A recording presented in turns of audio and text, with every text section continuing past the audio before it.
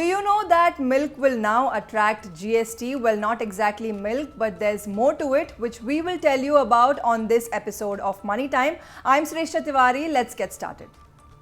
Taking off with some news on rising FD rates, account holders of the second largest private sector lender, ICICI Bank will now get higher interest rates on fixed deposits across tenures. Account holders can now earn an interest rate of as high as 6.5% on FDs of 1 year to 389 days. This is the highest rate of interest that the account holders can earn by opening an FD with the bank. After the rate hike, account holders will get an interest rate in the range of 3.5 to 6.5% on FDs. Now, these rates are applicable on FDs between 2 to 5 crore rupees, and senior citizens will not get any additional benefits.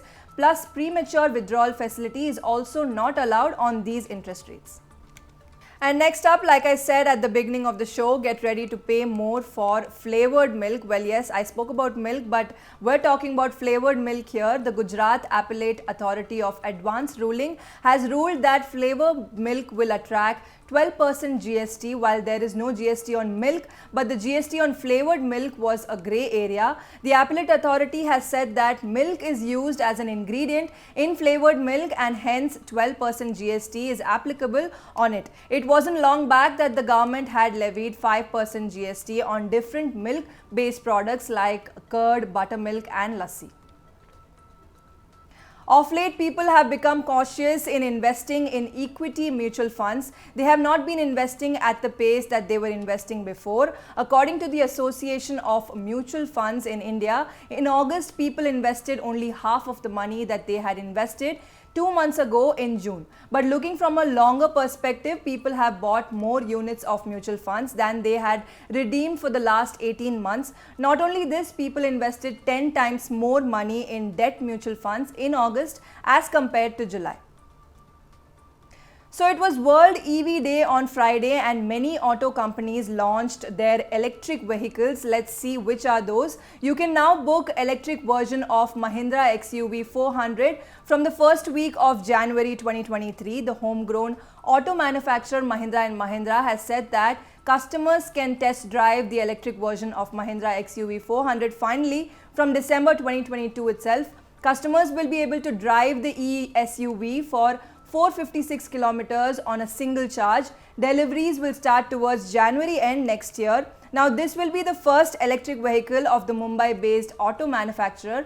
Mahindra & Mahindra has also planned to launch 5 EVs under the XUV and BE brands combined.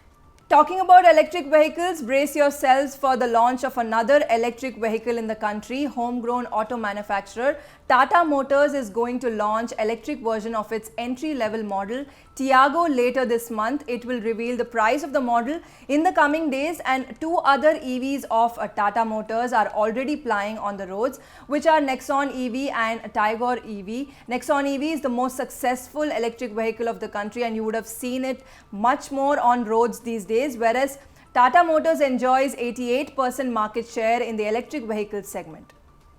Well, not only electric vehicles but also auto companies are now driving in new SUVs one after the other. On Friday, Toyota Kirloskar Motor announced price of the 4 trims of its SUV, the urban cruiser Hyryder. Also, these trims will be available in the ex-showroom price range of 15.11 lakh rupees to 18.99 lakh rupees. Bookings for these vehicles are already open since July this year. Next up on IPOs, you now have an opportunity to apply in the IPO of Harsha Engineers International from September 14 to September 16, 2022. The Ahmedabad-based company has fixed a price band of 314 to 330 rupees per share for its 755 crore rupees IPO. It has reserved half of the issue size for QIIs and 35% for retail investors and the remaining 15% for non-institutional investors. Investors can bid for a minimum of 45 shares in a single lot. Talking about financials of Harsha Engineers, revenues had increased by 51% year on year in FY22, while its PAT had doubled to more than 91 crore rupees in the same period. The firm has also reserved some portion of the IPO for eligible employees. And staying with IPOs, another company has filed IPO papers with capital market regulator SEBI. Medical equipment manufacturer Aprameya Engineering has filed preliminary papers to bring its IPO, which includes 100% fresh issue of shares. Aprameya Engineering is engaged in the business of installation, setup and maintenance of ICU and operation theatres. It is also engaged in the supply of healthcare and diagnostic equipments in hospitals. And on Friday, markets ended in the green for the second day running. Benchmark index Sensex 30 reclaimed 60,000 mark, though it closed at 59,793.14 points, and IT stocks led the rally. Tech, Mahindra, IndusInd Bank, Infosys, HCL Technologies, Maruti, Tata Consultancy Services, State Bank of India, Wipro and Axis Bank emerged as the biggest gainers in the Sensex pack. Markets in Shanghai, Tokyo, Hong Kong and in developed countries like US and the UK all ended in green, whereas international oil benchmark Brent crude climbed 1.73% to US dollars 90.69 per barrel.